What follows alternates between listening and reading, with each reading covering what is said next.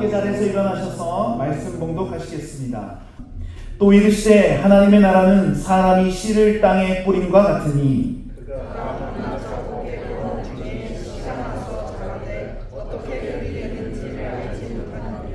땅이 스스로 열매를 맺되 처음에는 싹이요 다음에는 이삭이요 그 다음에는 이삭에 충실한 곡식이라.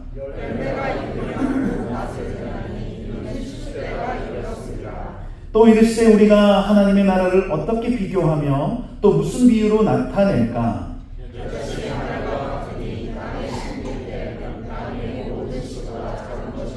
함께요. 심긴 후에는 자라서 모든 풀보다 커지며 큰 가지를 내나니 공중의 새들이 그 그늘에 깃들을 만큼 되느니라. 아멘. 우리 앉으시면서 은혜를 사모합시다. 네, 여러분 한 주간 잘 지내셨나요? 본문의 말씀을 통해 힘을 냅시다. 힘을 냅시다 라는 제목으로 하나님의 말씀을 전하겠습니다. 지난주 저희는 함께 예수님의 씨앗 비유를 통해 하나님 나라가 선포되었을 때 일어나는 현상들이 어떤지 살펴봤습니다. 길가, 돌밭, 가시떨기, 좋은 땅까지 여러 반응들이 있었는데 유일하게 좋은 땅에서만 결실을 맺게 되죠. 이 좋은 땅은 들을 귀 있는 자가 좋은 땅입니다. 그리고 들을 귀 있는 자는 그냥 소리를 듣는 정도가 아니라 예수님을 사랑하는 사람이 들을 귀 있는 자였죠. 무엇보다 우리 예수님을 사랑함으로 들을 귀 있는 자가 될 수 있는 이유가 우리의 어떠함이 아니라 주님이 먼저 우리를 사랑하셨기 때문이라고 했습니다. 그래서 지난주 청년부 모임 때 우리 청년들에게 어떤 땅이냐고 물어봤더니 좋은 땅은 하나도 없고 다 본인들이 돌밭이고 가시떨기라고 했어요. 굉장히 척박한 청년부죠. 그런데 비록 우리가 돌밭과 가시떨기 같은 인생처럼 느껴지더라도 우리의 느낌이나 생각과 별개로 저와 여러분은 하나님의 사랑을 받았기에 다 좋은 땅입니다. 여러분 다 좋은 땅이세요. 믿으십니까? 오늘 이 시간에도 우리 좋은 땅들에게 하나님의 귀한 말씀이 심겨지고 자라나서 삶에서 열매까지 맺는 은혜가 있기를 바랍니다. 예수님께서 이 씨앗 비유를 통해 하나님 나라에 대해서 말씀하시고 이어서 오늘 본문에서는 또 다른 두 가지 비유를 통해서 하나님 나라에 대해 말씀하십니다. 본문의 두 비유 중 첫 번째 비유는 이렇게 시작하는데요. 26절에 또 이르시되 하나님의 나라는 사람이 씨를 땅에 뿌림과 같으니. 예수님이 말씀하시길 하나님 나라가 사람이 씨를 땅에 뿌림과 같다고 하세요. 이 구절만 보면 씨를 땅에 뿌리는 행위만을 가리키는 것이 하나님 나라인가 라고 생각할 수 있지만 정확하게는 이 첫 번째 비유 26절부터 29절 그 다 포함한 내용이 하나님 나라와 같다는 것입니다. 그 현상이 어떻습니까? 이 말씀 이어서 씨를 뿌린 사람과 땅과 씨가 어떻게 되는지 하나하나 말씀하시는데 먼저 씨를 뿌린 사람에 대해서 그가 밤낮 자고 깨고 하는 중에 씨가 나서 자라되 어떻게 그리 되는지를 알지 못하느니라. 씨를 뿌리는 사람이 하는 것이라곤 밤낮 자고 깨고 하는 거예요. 그래서 씨가 어떻게 자라고 알지도 못하지만 놀랍게도 씨는 자랍니다. 너무 부러운 삶이지 않습니까? 여러분 농사 짓는 사람이 씨를 그냥 뿌려만 놓고 밤낮으로 그냥 자다 깨다만 하는 게 말이 될까요? 밤낮으로 자다 깨다가 아니라 밤낮으로 들여다봐야 되는 게 정상이죠.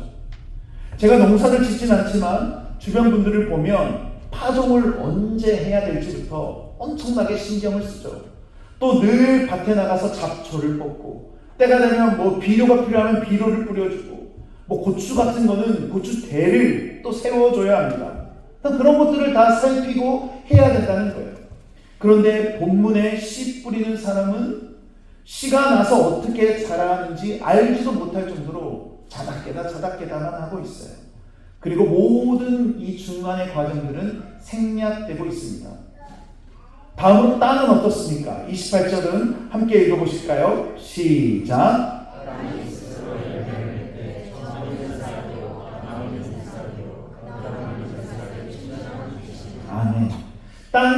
스스로 열매를 맺어 충실한 아주 튼실한 곡식이 된대요. 그럼에도 불구하고 너무나도 잘 자라가요. 처음에 싹이 나고 싹이 결국 자라 이삭이 되고 그 이삭에 꽉 찬 곡식 나달이 만들어진다는 겁니다. 그렇게 되기까지 땅이 한 게 뭐가 있죠? 없어요. 우리가 알듯이 씨앗이 자라기 위해서는 해도 필요하고 바람도 불어야 하고 당연히 물도 필요합니다. 그런데 움직일 수도 없는 땅이 그 모든 것들을 다 충족시킬 수가 없죠. 결국 땅도 씨 뿌리는 사람처럼 크게 한 일이 없어요. 씨앗이 스스로 자라 충실한 곡식이 된 겁니다. 그렇게 곡식이 된 씨앗은 추수할 정도로 잘 익게 되는데요. 29절에 열매가 익으면 곧 낫을 대나니 이는 추수 때가 이르렀습니다. 열매가 잘 익고 이제 거두어야 될 때, 추수 때가 되어 낫을 대기까지 씨앗은 스스로 아주 잘 결실을 맺습니다. 주님이 말씀하신 비유는 일반적인 우리 농사와는 전혀 다르죠. 씨 뿌리는 사람은 뿌린 것 말고는 결실을 맺을 때까지 그 어떤 개입도 하지 않습니다. 개입은 안 해도 어떤 상황인지 알 수는 있지 않을까 싶은데 심지어 어떻게 자랐는지조차 알지 못해요. 그렇다면 땅이 좀 특별했던 걸까요? 그것도 아니었죠. 성경이 땅에 대해 물을 주지 않아도 늘 공급받을 수 있는 물가에 있는 좋은 땅이라거나 아주 비옥한 땅이라고 한다는 등의 어떤 특별함도 말씀하고 있지 않아요. 그런데도 씨는 잘 심겨지고 스스로 자라 열매가 되고 익어서 추수까지 하게 되는 결과를 냅니다. 그 모든 과정에 어떤 부족함도 없이 완벽한 모습으로 말했죠. 예수님께서 하나님 나라가 이와 같다라고 말씀하신 거예요. 이 비유가 무엇을 의미할까요? 하나님 나라는 인간의 어떤 노력이나 수고로 인해서 이루어지는 것이 아니라 오직 하나님 한 분의 주권에 의해서 이루어져 간다는 거예요. 그렇게 처음부터 끝까지 하나님께만 달려있고 그로 인해 결국 충실한 곡식까지 맺기 때문에 그 추수할 때도 분명히 온다는 것을 의미합니다. 여러분 기억하실지 모르겠지만 당시 이 말씀을 듣는 1세기 그리스도인들은 매우 어려웠죠. 로마의 통치 아래서 그리스도인이라는 이유 때문에 핍박을 받고 박해를 받았습니다. 왜냐하면 로마는 황제를 숭배하라고, 황제를 신성화하면서 황제 앞에 머리를 숙이고 예배하라고 강요했기 때문이에요. 이것은 유일신 하나님을 믿는 그리스도인들과는 정면으로 대치되었습니다. 이렇게 눈에 가시였던 그리스도인들이었기에 때로 로마 황제는 이것을 악용하기도 했습니다. 정치적으로. 대표적인 예로 네로 황제가 통치하던 때 로마에 큰 화재가 났다고 했어요. 그때 네로 황제는 아주 악랄한 황제였기 때문에 민심을 얻지 못했습니다.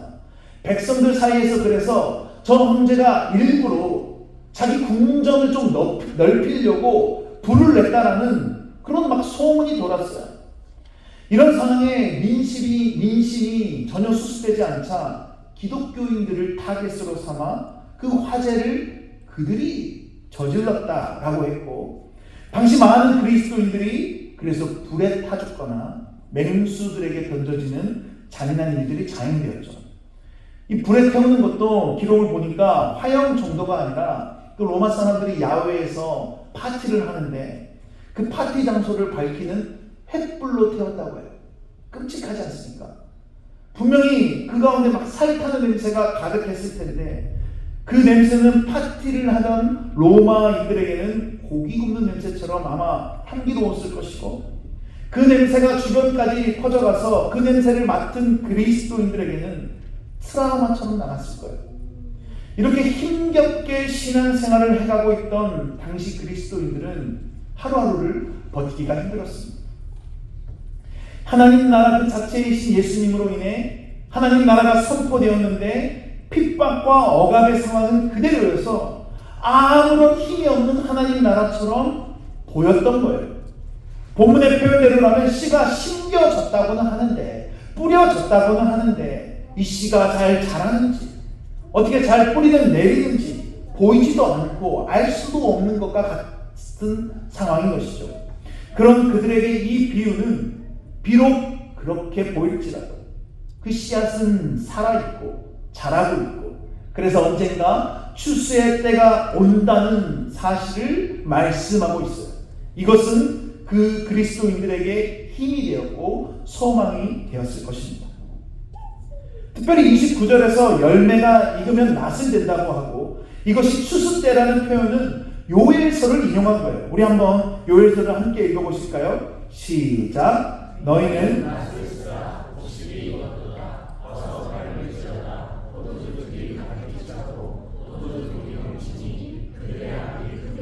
아멘. 하나님의 심판의 때를 의미합니다.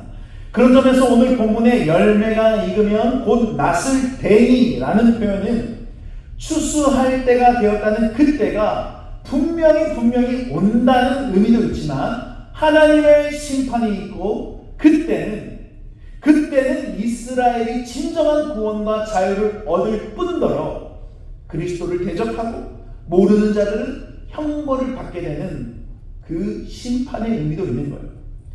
이 말씀을 읽은 1세기 그리스도인들은 심판의 대상인 로마를 바로 떠올렸을 것이고, 그 승리의 날이 분명히 온다는 사실에 하루하루를 그 힘으로 살아갈 수 있었을 겁니다.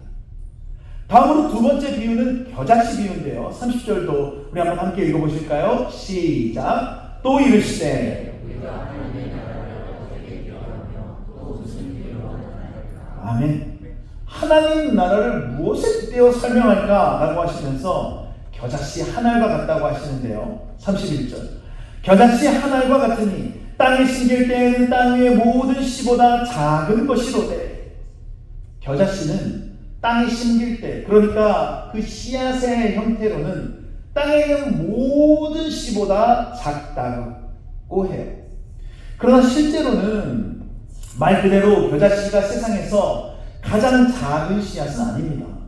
이건 당시 사람들이 쓰던 어떤 속담과 같은 표현으로 통상적으로 그냥 겨자씨를 가장 어떤 작은 존재, 그리고 또 뭐 작은 씨로 여겼던 것이죠. 그러니까 예를 들면 뭐 우리 한국말 속담 중에 누워서 떡 먹기라는 속담 있죠. 무슨 의미입니까? 그냥 어떤 일을 하기에 너무 쉽다는 거예요. 그럴 때 이거 누워서 뭐 떡 먹기지, 이런 표현을 씁니다. 근데 여러분 실제로 누워서 떡 먹어보신 적 있으세요? 우리 교회에 떡 좋아하시는 분들 많이 계시는데, 저도 어렸을 때 떡보라는 별명이 있긴 했지만 누워서 떡 먹기 굉장히 어렵습니다. 아니 어려운 정도가 아니라 위험하고 때로는 고문이에요. 떡을 누운 채로 먹으면 일단 잘 넘어가지 않을 뿐더러 먹고 나서 체할 수도 있고요. 심한 경우는 먹다가 기도가 막힐 수도 있겠죠. 큰일 납니다. 하지만 저희는 누워서 떡 먹기라고 하면 그만큼 쉬운 일이라는 것을 뭐 말하고 싶은 거구나 라고 하고 다 이해하고 넘어가죠. 마찬가지로 겨자씨는 실제로도 뭐 작은 씨긴 하지만 세상에서 가장 작은 씨는 아니에요. 그저 당시 유대 사회에서 가장 작은 것 혹은 가장 작은 씨앗을 지칭할 때 통용적으로 쓰였던 말이죠. 그런 의미로 예수님께서 하나님 나라를 겨자씨 하나에 비유하시며, 씨가 심길 때 씨앗의 그 상태일 때는 땅 위의 가장 모든 씨보다 작다, 가장 작은 존재처럼 보인다라고 말씀하는 거죠. 특별히 땅 위의 모든이라고 하면서 그 작다는 것을 가장 계속해서 강조합니다. 그런데 그 가장 작은 씨앗이 심긴 후에 어떻게 됩니까? 32절 함께 읽겠습니다. 시작. 심긴 후에는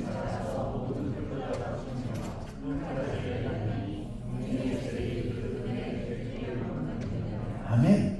자라서 모든 풀보다 커지고 심지어 큰 가지를 내서 새들이 와서 둥지를 틀 정도가 됩니다. 마가복음 본문에서는 풀보다 크고 큰 가지라고 하지만 같은 사건이 기록된 마태복음과 누가복음에서는 모두 나무가 된다고 말씀하고 있어요. 큰 가지를 낸다는 것 자체가 나무가 된다는 거죠. 이렇게 매우 짧고 심플한 비유지만 이 겨자씨 비유에서 우리는 두 가지를 주목해 볼 수 있습니다. 그중 하나는 모든이라는 표현이에요. 모든. 모든 씨앗 중에 가장 작았지만 심겨지고 자란 후에는 모든 풀보다 커진다는 거예요.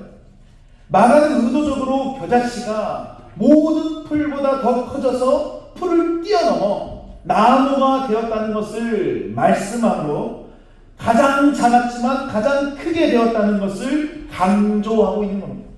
무슨 말을 하고 싶은 것이죠?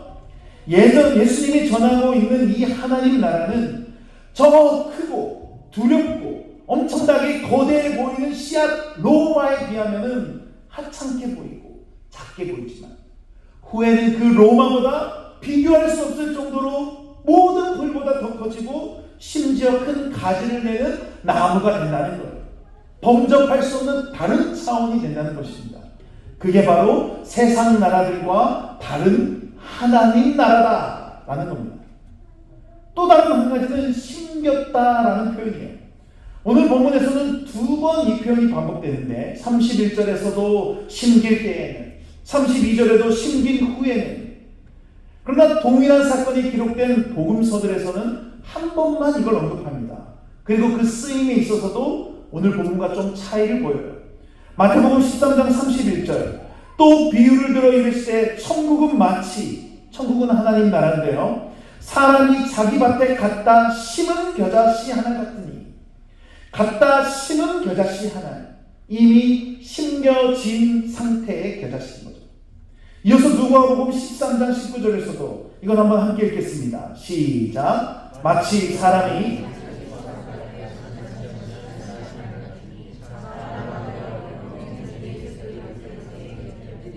아멘. 갖다 심은 겨자씨 하나. 그러니까 마태와 누가복음에서는 겨자씨 하나는 이미 심겨져 있는 심겨진 겨자씨로 뭐 그 심긴 행위나 아니면 그 과정 같은 것에는 별로 포인트를 두고 있지 않아요. 반면에 마가복음에서 뭐라고 합니까? 31절 겨자씨 하나과 같으니 땅에 심길 때에는 땅의 모든 씨보다 작은 것이로되 땅에 심길 때에는 작다고 해요. 정확한 헬라어 의미로는 땅에 뿌려졌을 때에는 그 시점에는 모든 씨보다 작아 보여요. 단순히 심겨진다는 의미를 넘어서 심겨진 때, 뿌려진 때 어떤 그 시간적인 의미도 포함된 것이죠. 그러나 다 뿌려진 후, 심겨진 후에는 어떻게 됩니까? 32절 심긴 후에는 자라서 모든 풀보다 커지며 큰 가지를 내나니 그렇게 다 뿌려진 후, 완전히 심겨진 후에는 자라기 시작하는데 기대 이상으로 엄청나게 자라서 모든 풀보다 크고 심지어 나무가 됩니다. 무엇을 의미합니까? 이 비유를 듣고 있는 자들, 읽고 있는 자들의 시점은 아직 31절과 같은 때로 씨가 뿌려지고 있을 때인 거예요. 다 뿌려지고 다 심겨진 다음이 아니라 어떤 면으로 아직 진행 중에 있다는 것이죠. 실제 밭에다가 씨를 뿌리는 것이라면 그 순간은 너무나 찰나이기 때문에 이렇게 생각하는 건 약간 억지스러울 수 있지만 우리가 잘 알고 있듯이 이 씨는 하나님 나라예요. 시간이 걸려요. 뿌려져야 해요. 전해져야 합니다. 그런 점에서 예수님이 이 말씀을 하시는 순간에도 그도 역시 이 씨를 뿌리는 과정 중에 한 시점인 것이죠. 그리고 그 끝은 결실을 맺어 추수할 때는 누구도 알 수가 없고 하나님만 아시는 것이죠. 만약 예수님이 말씀하신 의도가 31절 그 심겨진 때 그때는 그냥 과거일 뿐이고 이미 다 심겨졌다는 32절과 같은 상황이라는 걸 말씀하고 싶으셨다면 그것에 목적이 있었다면 이 비유를 읽은 힘든 상황에 있던 1세기 그리스도인들 아니 그리고 우리들 다 실망했을 거예요. 왜요? 모든 풀보다 더 커져서 나무가 된다고 했는데 이 사실이 현실에는 별로 와닿지 않거든요. 여전히 그냥 작은 씨처럼 보이거든요. 마치 이런 상황, 이렇게 실망하게 되는 상황이 이것과 같지 않을까 싶어요. 약 31년 전 10월 28일 오늘이 29일이니까 31년 전에 어제죠. 어제 과거에 한국에 다미 선교회라는 이단 사이비 교주가 1992년 10월 28일 밤 12시에 모든 사람들이 휴거 이렇게 들어올려 하늘로 올라가게 된다고 예언 뭐 그런 걸 했습니다. 기억하시나요? 네. 10월 28일 밤 12시에 다 하늘로 올라갈 테니까 그날을 막 준비하라고 했고, 단위 선교회 사람들과 또 그들의 주장을 추종하는 사람들은 진심으로 그때를 준비했던 것 같아요. 거의 뭐 10만 명 정도가 이 사실을 믿고 따랐다고 하는데, 생각해 보세요. 만약 정말 우리 모두가 다 하늘로 올라가게 된다면 이 땅에 있는 돈과 뭐 이런 재산들, 뭐 차, 여러 가지 어떤 인간적인 관계들, 뭐 학교, 직장 다 의미가 있을까요? 의미가 없죠. 그래서 그 이단에 빠진 사람들이 다 차를 팔고 집을 팔고 전 재산을 다 그 단위 선교회에 막 바쳤대요. 근데 저는 개인적으로 이걸 보면서 참 이상하다 생각했어요. 아니, 하늘로 올라갔는데 왜 팝니까? 어차피 다 쓸모도 없을 텐데 현금화를 왜 하냐는 거예요. 지난주 이 청년부 모임을 하는데 한 청년이 자기는 그렇게 예수님 십자가 옆에 있던 두 강도 중에 그 마지막에 구원받았던 강도 있죠. 그 강도의 삶이 너무 부럽대요. 즐길 것 다 즐기고 죽기 전에 딱 그냥 천국에 가는 거죠. 그 청년과 같은 생각으로 만약에 제가 그 단위 선교의 사람이었다면 전 재산 팔 것 없이 10월 27일까지 하고 싶은 거 막 다 하고 마음대로 막 다 하고 딱 28일에 준비해서 올라가면 될 것 같은데, 이 단위 선교의 사람들은 재산을 다 팔아서 그 선교회에 헌금을 했다고 합니다. 앞뒤가 너무 안 맞는 이야기죠. 마지막인데 그 헌금을 또 모으는 건 왜 모은 겁니까? 차라리 들고 그대로 하늘로 올라가는 게, 그래서 하나님한테 드리는 게 낫지 않을까요? 아무튼 그때 태어나지도 않은 분들은 이 당시 상황이 실감이 안 나시겠지만, 기사를 보니까 이 휴거 날을 앞두고 그 모임 장소에 부모님이 못 가게 했다고 음독 자살을 한 여고생도 있었고요. 이 세상 사는 게 무슨 의미가 있냐고 스스로 목숨을 끊는 사람들이 막 있었다고 해요. 어떤 임산부는 휴거 전에 하늘로 들려 올려져야 되는데 몸이 무거우니까 가벼워야 된다고 낙태를 하기도 했다고 해요. 아마 여기 계신 어르신들은 다 기억하실 거예요. 근데 지금 들으면 뭐 그냥 어떤 한 프로그램 정도, 뭐 그것이 알고 싶다 이런 정도에 나오는 뭐 이야기인가 보다 싶은데, 당시 한국 사회에 얼마나 파급력이 컸냐면 1992년 10월 28일 밤 12시 단위 선교회 앞에서 KBS, MBC, SBS 다 생중계했대요. 만일을 대비해서 경찰들이 다 대기하고 있었고 그 모임 장소 바깥에도 수많은 사람들이 모였다고 합니다. 혹시 그 생중계 보신 분 계신가요? 별로 파급력이 없었나 보네요. 그리고 12시가 될 시점에 카운트다운을 이 신도들이 다 함께 이제 올라가게 될 거니까 10, 9, 8 했는데 어떻게 됐을까요? 8 아무 일도 안 일어났어요. 당연히 아무 일도 일어나지 않았습니다. 혹시 그 다음 이야기가 궁금하신 분 계세요? 궁금하세요? 왜 궁금합니까? 우리 지금 여기 이렇게 있는데 무슨 일이 일어났다면 이렇게 있을 수가 없죠. 우리도 그 다음날이 되어도 아무 일도 없었고, 결국 이 단위 선교회는 11월 2일에 신문에 사과문을 게재하고 또 그들의 교회도 해체하겠다고 밝히고 헌금이 25억이 그때 모였는데 다 반납하겠다고 했대요. 보면서 굉장히 양심적인 사이비들이다 이런 생각이 들었는데, 왜냐하면 잘못해놓고 입 싹 씻는 목사님들 많거든요.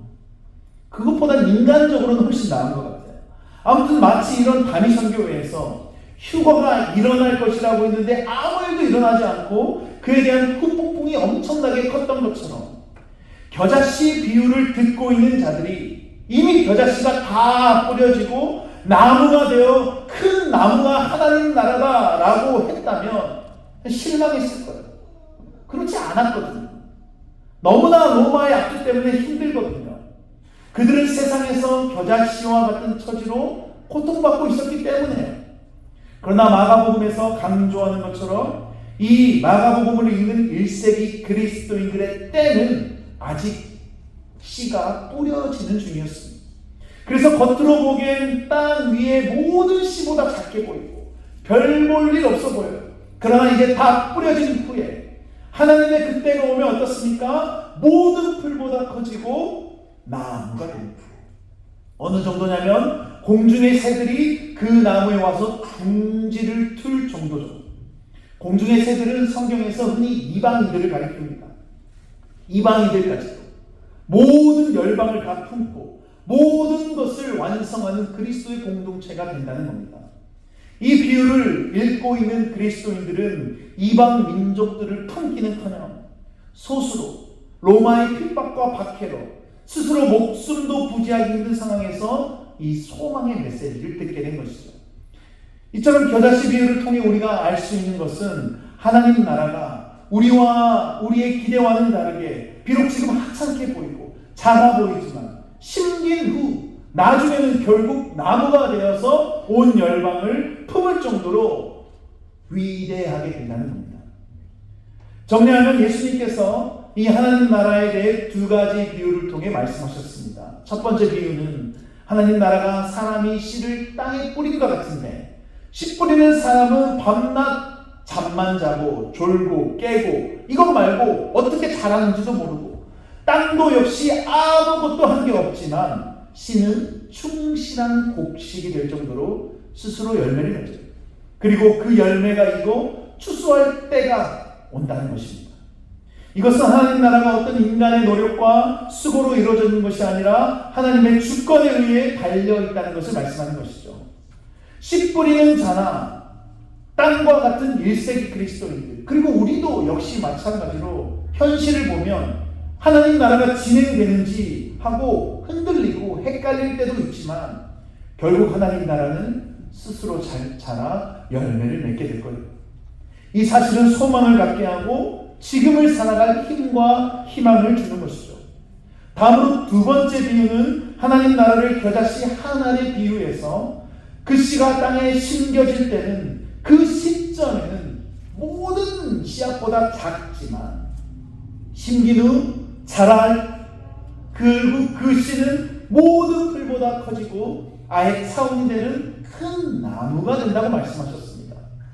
당시 그리스도인들은 소수로 로마의 압제 아래 고통스러운 삶을 보내고 있었기에 결국 하나님 나라는 큰 나무가 되어 그 로마까지도 모두 품고도 남을 정도가 될 것이라는 소망을 가질 수 있었던 거예요. 그러니 비록 지금 하찮아 보이고 빈약해 보여서 불면 날아갈 것 같고 누르면 그냥 눌릴 것 같지만 우리는 그렇게 약하지만 하나님은 강하시고 그분께 소망이 있으시기에 하나님 나라를 꿈꾸며 살아야 한다는 겁니다. 말씀을 마무리하겠습니다. 여러분 이 비유, 이 하나님의 말씀은 지금도 여전히 유효합니다. 무슨 공자나 맹자의 말처럼 과거 우리에게 교훈을 줄 만한 내용을 함께 살펴본 게 아니에요. 하나님께서 오늘을 살아가고 있는 우리에게도 동일하게 하나님 나라에 대해서 말씀하고 있다는 겁니다. 하나님의 아들 예수 그리스도의 복음이 시작이라고 하며 그 복음이 우리에게 전해졌습니다. 하나님의 나라가 뿌려졌고 시작되었고 그로 인해 우리의 삶에도 하나님 나라가 왔다는 거예요. 임했다는 거예요. 기독교에서는 이 사실을 복음이라고 부르죠. 기쁜 소식.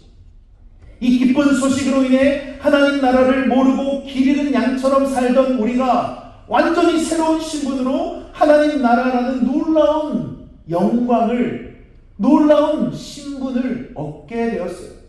이처럼 기쁜 소식이 우리에게 전해졌고 우리는 하나님 나라가 임한 세상을 살아가고 있습니다. 그런데 여러분, 정말 기쁜 소식이라는 표현대로 기쁘십니까? 늘 평안하고 좋고 근심과 염려가 없고 불안과 두려움이 없으신가요? 얼마 전에 충격적인 인터뷰 하나를 보게 되었는데요. 우리 한번 다 같이 영상으로 짧게 한번 보실까요? 지난 7일 아침 이스라엘 남부 베에리 마을. 무장한 하마스 대원들이 검문소를 장악하고 오토바이를 타고 유유히 마을로 진입합니다. 이후 민간인을 향한 학살과 납치는 어른아이를 가리지 않았습니다.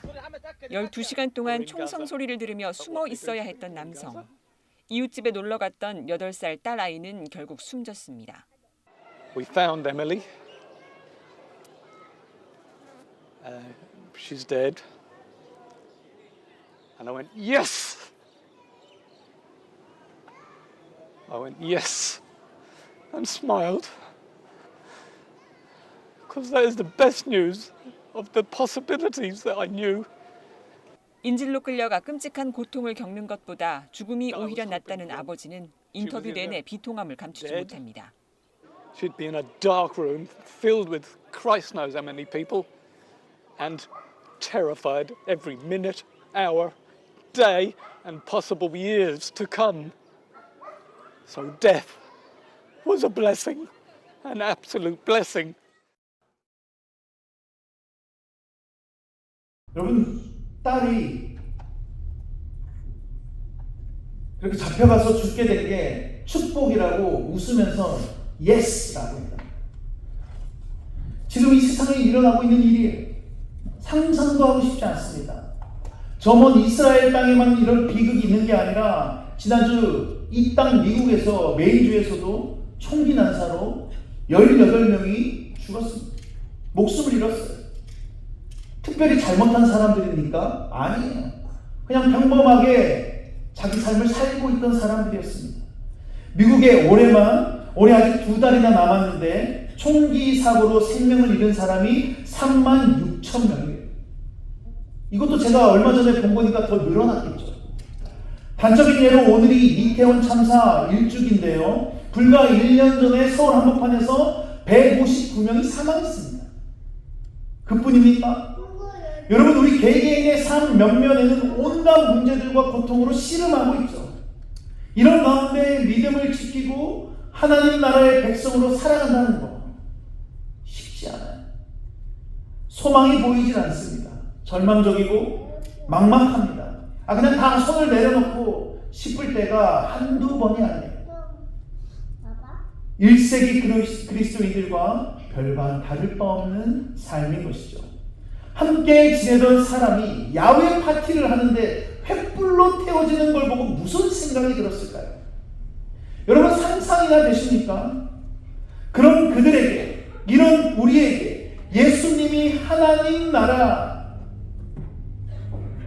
씨가 뿌려진 것 같다.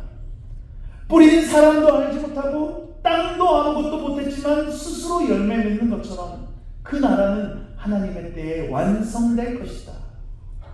우리 주위에 있는 모든 것들이 나보다 다 크게 보이고 그로 인해 압도당하고 있는 우리에게 예수님께서 하나님 나라는 겨자씨 하나와 같다.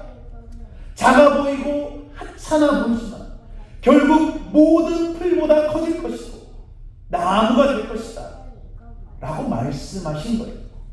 하나님 나라 그 자체에서 예수님은 세상도 알지 못하고 다 무시하고 버려버린 돌같이 십자가에 죽으셨지만 영광스럽게 부활하셨습니다. 씨가 뿌려진 것처럼 말이죠. 그 주님은 겨자씨 하늘처럼 가장 낮은 모습이었고 가장 비참하고 처참한 모습으로 피 흘려 죽으셨지만 세상의 모든 권세들을 이기고 부활하심으로 큰 나무가 되셔서 우리를 그곳에 깃들게 해주셨다는 거예요. 그러니 여러분, 비록 지금 우리 주변과 우리 스스로를 돌아보면 희망이 없고 뉴스는 안 좋은 소식만 들려오고 아무 일도 일어나지 않는 것처럼 보일지라도 그렇지 않다는 사실을 잊지 말고 힘을 냅시다. 디모데후서 4장 7에서 8절에 나는 선한 싸움을 싸우고 나의 달려갈 길을 마치고 믿음을 지켰으니 이제 후로는 나를 위하여 의의 면류관이 예비되었으므로 주 곧 의로우신 재판장이 그날에 내게 주실 것이며 내게만 아니라 주의 나타나심을 사모하는 모든 자에게도니라. 곧 의로우신 재판장이 그날에 겨자씨 하나리 나무가 되는 그날에 씨가 뿌려졌는데 이게 자라는지 알지도 못하지만 온전히 자라서 그날에 내게 주실 것이며 내게만 아니라 주의 나타나심을 사모하는 모든 자에게로니라. 베드로후서 3장 12절과 13절에서도 잘 들어보십시오. 하나님의 날이 임하기를 바라보고 간절히 사모하라. 그날에 하늘이 불에 타서 풀어지고 물질이 뜨거운 불에 녹아지려니와 우리는 그의 약속대로 의가 있는 곳에 고신 새 하늘과 새 땅을 바라보도다. 여러분, 하나님 나라는 이미 임했고 자라고 있습니다. 믿으십니까? 이제 우리는 낫을 대는 그날, 추수할 때만 기다리면 되는 거예요. 그러니 때로 버겁고 소망이 사라지는 것처럼 힘들어도 여러분 힘내십시오. 혼자라면 힘들고 괴롭겠지만 우리 성도들이 함께하고 있고 우리 교회가 있고 무엇보다 우리 주님이 함께 하시니 여러분 견뎌보자 말입니다. 그렇게 주님과 함께 우리 성도님들과 함께 선한 싸움을 싸우고 달려갈 길을 마치고 하나님의 날, 그 영광스러운 마지막 때를 함께 누리고 즐거워하는 저와 여러분 모두가 되기를 간절히 축원합니다. 우리 다 함께 일어나셔서 말씀을 기억하시며 함께 찬양하시겠습니다.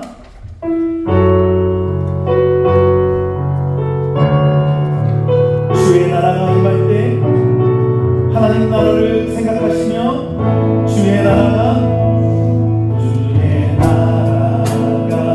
임할 때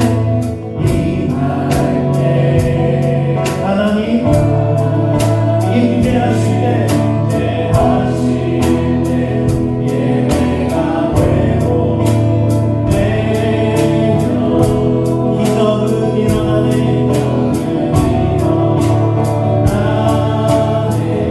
전능하신 주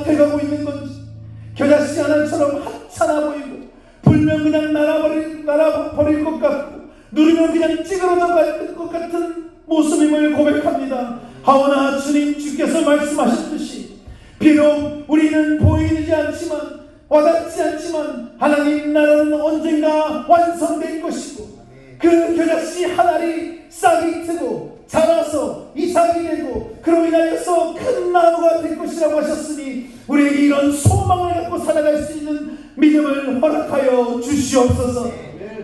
주님, 이 자리에 하나님에 대한 삶에 대한 소망이 없이 괴로워하고 있는 영혼들이 있습니까?